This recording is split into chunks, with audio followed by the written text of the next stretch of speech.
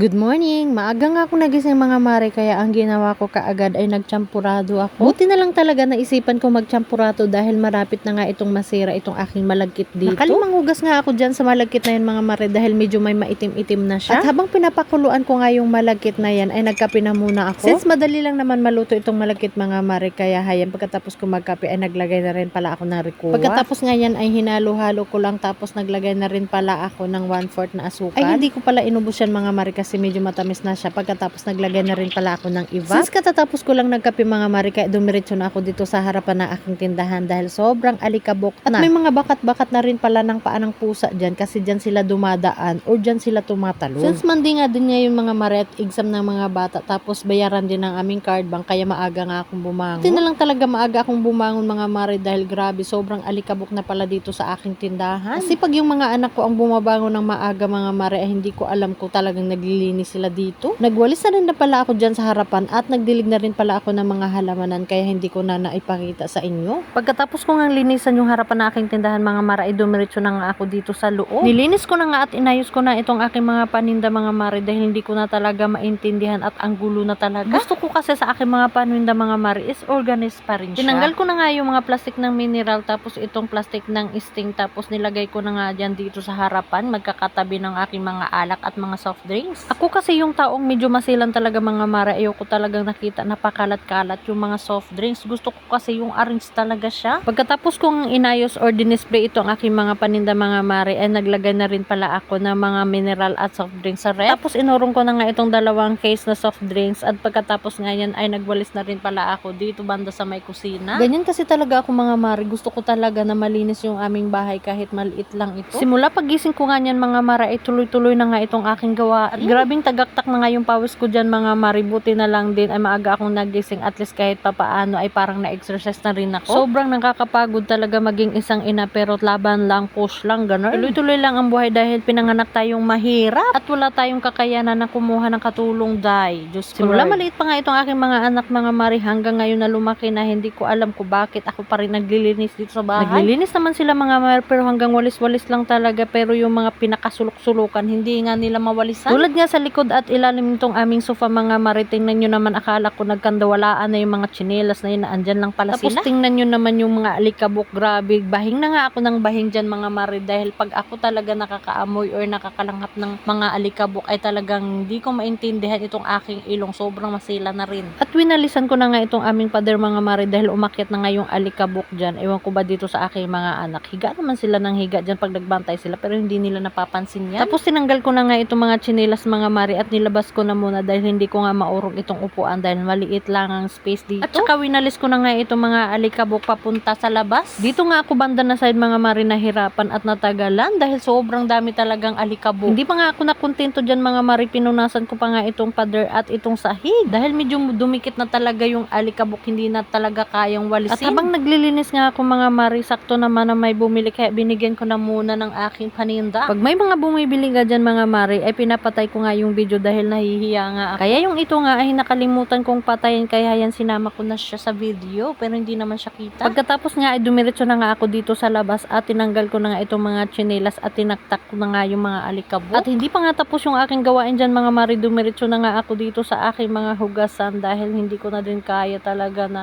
malinis na nga yung buong bahay, pero yung kusina ay hindi pa nga at marami pang hugasan. Akalain mo ba mga mare na 6:30 nga ako dyan bumaba, tapos tuloy-tuloy na nga yung aking gawain, tapos mga 9:30 na yan at naabutan na nga ako na jusawa ko na dumating na nga siya galing trabaho. Kaya pagkatapos ko nga maghugas dyan mga mare, inano ko na nga siya ng champurado, kaya sabay-sabay na nga kaming kumain. At maya-maya nga ay gumising na rin itong aking bunso, kaya sinandukan ko na rin siya ng champurado. Kaya hanggang dito na lang aking videos. Bye guys, thank you for watching. See you for my next vlog. Hanggang sa muli. Bye guys!